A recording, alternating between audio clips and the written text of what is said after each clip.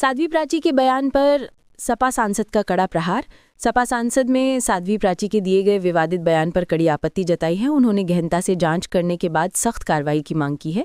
साध्वी प्राची के विवादित बयान पर सपा सांसद जियाउर रहमान बर्क ने कहा कि अफसोस है, इस तरह का गिरा हुआ बयान दिया है। हमारे आज़ाद मुल्क के अंदर जो इस प्रकार की बात कही गई है, मैं इस बयान की निंदा करता हूं और प्रदेश सरकार से मांग करता हूं, इसमें तुरंत मुकदमा होना चाहिए और कार्यवाही होनी चाहिए।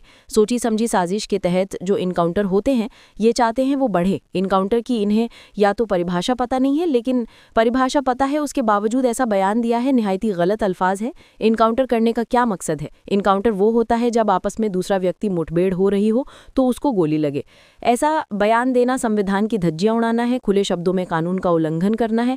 ऐसे व्यक्ति को समाज के अंदर बयान देकर जो निहायती गलत है, इनके खिलाफ मुकदमा दर्ज होना चाहिए। और मैं तो कहता हूं कि अगर आपके अंदर हिम्मत है तो मुसलमान के वोट देने का हक।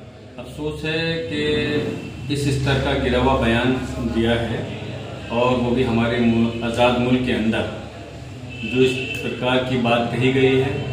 मैं बहुत ज़्यादा इन अल्फाज की मजम्मत करता हूँ, निंदा करता हूँ, और बल्कि मैं ये मांग करता हूँ प्रदेश सरकार से कि इसमें तुरंत मुकदमा होना चाहिए और कार्रवाई होनी चाहिए। क्योंकि इनको शायद परिभाषा या तो ये सोची समझी साजिश के तहत जो एनकाउंटर होते हैं उसी को ये चाहते हैं कि वो चीज़ बढ़े।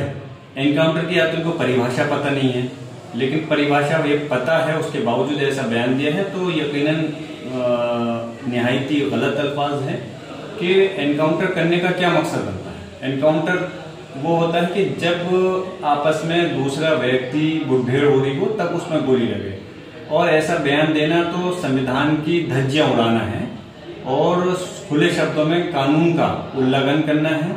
और ऐसे व्यक्ति को समाज के अंदर बयान दे करके जो एकदम निहायत ही गलत है, इनके खिलाफ मुकदमा दर्ज होना चाहिए। और रही बात, मैं तो कहता हूं कि अगर आप लोगों के अंदर हिम्मत है तो इसको खत्म, मुसलमानों के वोट के अधिकार को खत्म करके दिखाओ।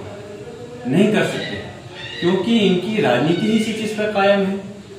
हिंदू समाज के अंदर जो मुसलमानों का डर दिखा करके एक करने का प्रयास किया जाता है, राजनीति इसी चीज पर, फिर मुद्दों पर राजनीति रह जाएगी। और ये वोट का अधिकार किसी की जागीर नहीं है जो हमसे छीन लिया जाए, ये हमारा संवैधानिक अधिकार है।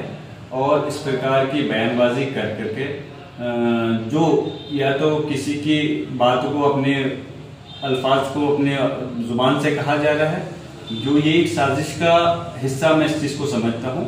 और बल्कि मेरी तो मांग है कि जरूर इस मसले में बहुत गहनता से इसकी जांच होनी चाहिए और इनके खिलाफ सख्त कार्रवाई होनी चाहिए। सांसद जी, लास्ट सवाल के आजम खान साहब को स्टार प्रचारक बिहार का बनाया गया था, मगर उन्होंने जाने से मना कर दिया, तो क्या कहना है? इसका जवाब तो आजम खान साहब ही दे सकते हैं, मैं क्या जवाब दूंगा। मैं तो बस इतना कह सकता हूँ, देखिए पार्टी ने आजम खान साहब को अगर स्टार प्रचारक बनाया है तो मैं समझता हूँ कोई नई बात नहीं है।